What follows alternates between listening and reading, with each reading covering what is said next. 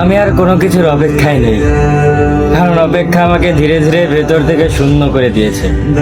একটা সময় ছিল প্রতিটা দিন প্রতিটা রাত একটা আশা নিয়ে কাঁদতো। মনে হতো হয়তো আজ বা কাল সবকিছু ঠিক হয়ে যাবে, কিন্তু দিন কেটে গেছে, সময় বদলেছে, শুধু আমার সেই অপেক্ষাটাই একই জায়গায় দাঁড়িয়ে থেকেছে। আমি অপেক্ষা করতে করতে নিজেকেই হারিয়ে ফেলেছি। যে আমি একসময় স্বপ্ন দেখতাম, আর সে শুধু চুপচাপ সব মেনে নিতে শিখে গেছে। এখন আর কিছু চাওয়ার ইচ্ছে হয় না, কারণ জানি সব চাওয়াই পূরণ হয় না।